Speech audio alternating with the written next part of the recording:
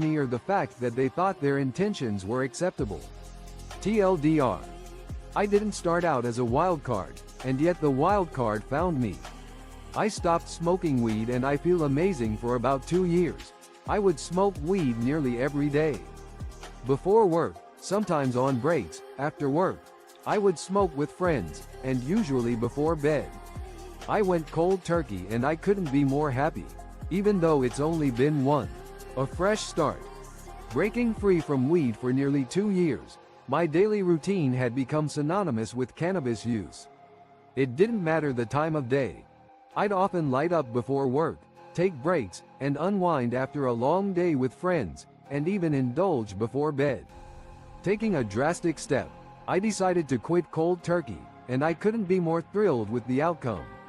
Although it's been only a month, I feel an overwhelming sense of relief and accomplishment. My newfound freedom has yielded impressive results. I'm no longer plagued by fatigue. My energy levels have skyrocketed, and my wallet has benefited significantly. The thought of smoking is no longer a recurring obsession in my mind. Gone are the days of craving a quick hit or constantly thinking about when my next opportunity to use would arise. I'm proud to say that I've overcome this addiction, and the feeling of liberation is incredibly empowering. Daughter with T1D. My daughter just turned 4 years old. She is a type 1 diabetic. We had a birthday party for her over the weekend, and after we ate, and we had to give her insulin. Apparently, this irritated my MIL that we gave her an insulin shot in front of everyone who attend. A 4-year-old's reality. My 4-year-old daughter lives with type 1 diabetes, and it's a reality that we've grown accustomed to. Recently, we celebrated her birthday with a party, and like any normal day, her insulin needs to be managed. After we finished eating, the time came to administer her insulin. However, our mother-in-law seemed uncomfortable with the process, specifically the fact that we gave the shot in a public setting. She suggested that we should have taken her to a private area to give her the insulin, as if managing her diabetes was something to be ashamed of. It's truly puzzling to me, especially considering that this is her daughter's life. She's at our home, and the only ones who seemed to be bothered by the situation were my mother-in-law and father-in-law. It's frustrating to see her making a big deal out of something as mundane as managing a child's diabetes. TLDR. A mother-in-law made an issue over giving her granddaughter a type 1 diabetes insulin shot in front of party guests, suggesting it should have been done in a private room. Rebooting. Want help? I never reboot. Currently waiting for this person's PC to reboot. She's having issues connecting to a remote server from home. She's on a VPN and it's taking forever. Server's pinging fine. VPN is set correctly. Then she says, of course it's set correctly, it's. A seemingly endless wait has begun as I patiently await the reboot of this individual's PC. The challenge at hand is her inability to establish a connection to a remote server from her home location, despite utilizing a VPN. A quick diagnostic check reveals that the servers are responding as expected, and the VPN configuration appears to be in order. However, she confidently asserts that the VPN has been operational throughout the night, thereby ruling out any issues in that regard. In an attempt to resolve the issue, I suggest a simple reboot of the PC. It's at this point that she delivers a defiant statement. Rebooting won't fix it. I never reboot my computer, and it runs just fine. As fate would have it, the PC does indeed reboot successfully, and the connectivity issues are resolved. Finally, some customer MC so karma is a bitch, evidently.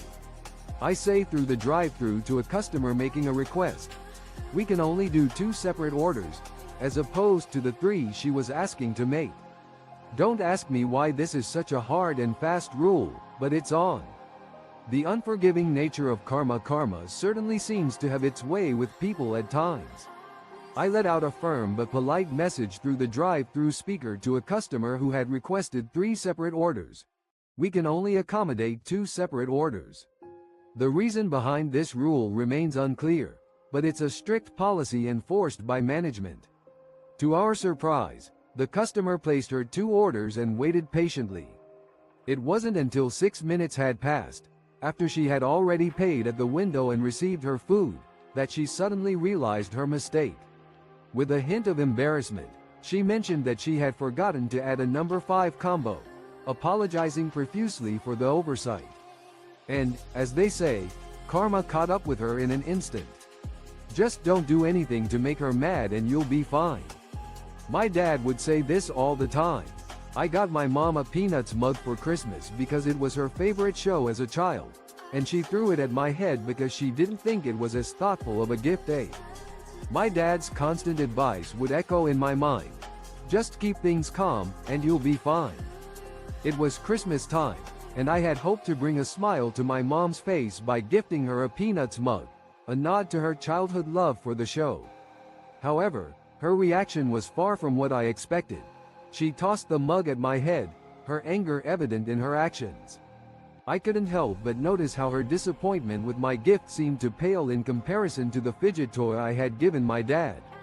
I turned to my dad for guidance, seeking his insight on what I could have done differently to avoid my mom's wrath. His response only left me bewildered. Don't give her a reason to get angry. It seemed like a circular and unhelpful answer. I was left feeling frustrated and bewildered by his advice, a sentiment that boiled over into a more profane sentiment. Library fines for a 5-year-old? I have my grandson several afternoons each week and sometimes go to the library. A while ago the desk person mentioned he could get his own card instead of using mine. I explained that I wasn't the parent and she said that was fine. The conundrum of a child's overdue fines. I've been fortunate enough to spend quality time with my grandson several afternoons a week, often accompanying him on visits to the local library. Recently, the librarian at the desk suggested that my grandson obtain his own library card, as I'm not his parent. I clarified the situation, and she assured me that it wouldn't be a problem. As she began processing his information to create a new card, she discovered that he already had a library card. However, her discovery led to a shocking revelation. He owed a staggering amount of over $700 in unpaid fines. According to my grandson's mother, one of her ex-partners may have unwittingly saddled him with these expenses, failing to return borrowed video games and DVDs. As a result, it raises the question, will my grandson be held accountable for these outstanding debts in the future? AITA cleavage for him. My spouse has a female friend that recently sent him a picture of her cleavage. And she commented, "My boobs are too big. Please note." She doesn't know the difference between 2 and 2. I messaged her and was polite, asking her how she would feel if was I overly harsh to call out her cleavage? My partner has a female friend who recently sent him a picture of her cleavage. In her accompanying message, she commented, "My breasts are too big." It's worth noting that this friend appears to be unaware of the differences between 2 and 2. I sent her a polite message asking how she would feel if someone sent suggestive photos of their partner to her spouse. Her response was extremely negative and defensive. She not only unfriended me but also began speaking poorly about me to my partner. My partner, unfortunately, is someone who can be easily swayed by others, but that's a story for another time. Was I the one who was being unreasonable for calling her out on her behavior? AITA for getting upset at my neighbor and a landscaper for ringing my doorbell at 10 p.m. At 10 p.m. yesterday, my doorbell rang. It ended up waking up my wife and newborn. I answered it expecting an emergency, but it was just a landscaper trying to sell me aerating. I told him am I the a-hole for confronting my neighbor and a landscaper over an inopportune doorbell ringing? Last night at 10 p.m., I got a visit from an unexpected guest. It turned out to be a late-night solicitor trying to peddle his services for lawn aeration. I was understandably disturbed, having been awoken by the doorbell along with my wife and our newborn baby. I voiced my displeasure at the landscaper's ill-timed visit, expressing my disbelief at his audacity in approaching my home so late at night.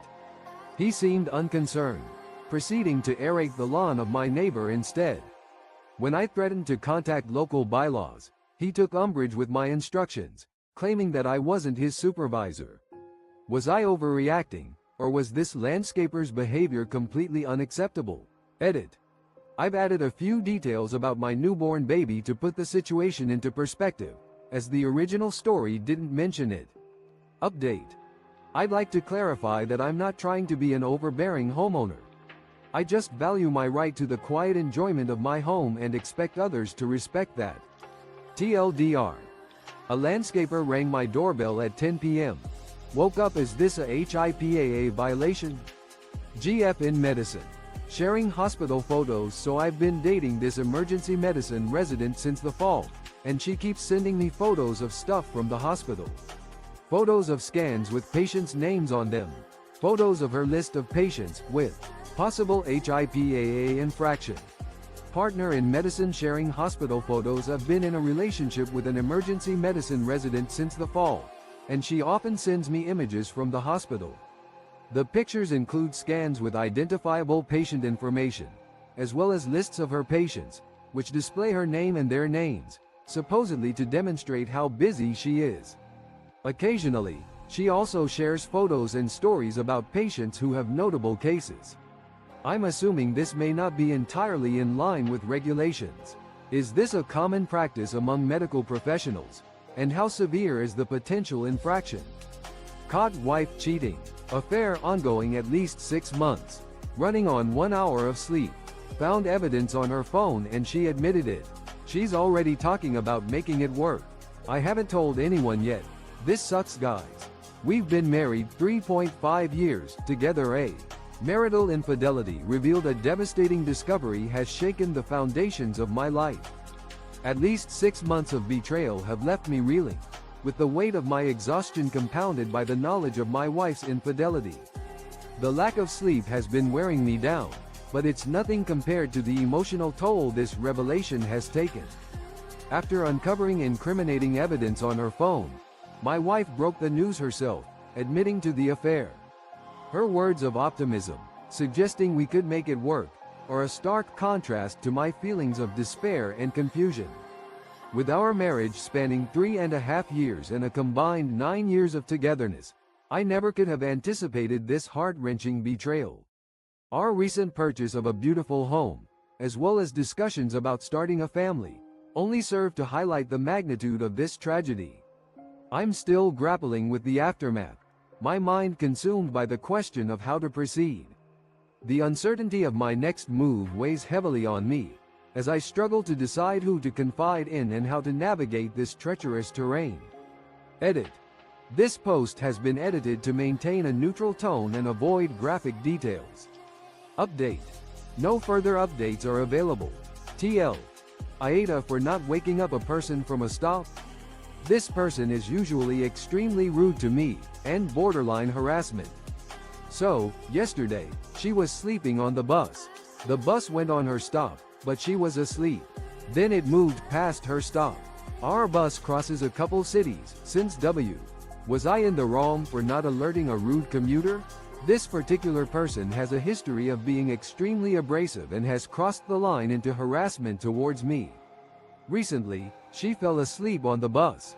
When the bus reached her designated stop, she was still asleep and it continued to the next one.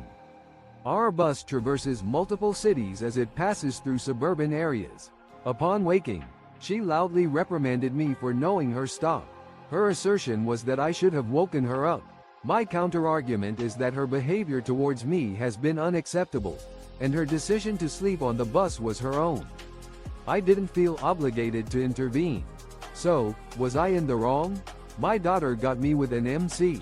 So, recently, my daughter, 16, and I were having a conversation about a school near where we live. I said they probably have a golf team. She insisted that this school was rural so they don't have a golf team. I would have let it go, but she insists. My 16-year-old daughter outsmarted me with a clever twist. Recently, my daughter and I were discussing a local school near our residence. I mentioned that it likely had a golf team, but she strongly disagreed, insisting that the school's rural location meant it wouldn't have a golf team. I initially let the matter drop, but when she continued to assert her claim, I decided to propose a friendly wager. If she lost, she would have to take on the task of mowing the yard for the entire summer. I verified the information, and to my surprise, she was incorrect. This led to a clever countermove by my daughter. When I instructed her to mow the yard, she pointed out that the summer season didn't officially begin until June 21st and end until September 22nd. Her argument was based on the technical definition of the summer solstice. This story is about a parent who learned a valuable lesson about being careful with wagers and the importance of considering all possible interpretations of a situation. The parent in the story was impressed by their daughter's resourcefulness and clever use of language, and they decided to call off the wager.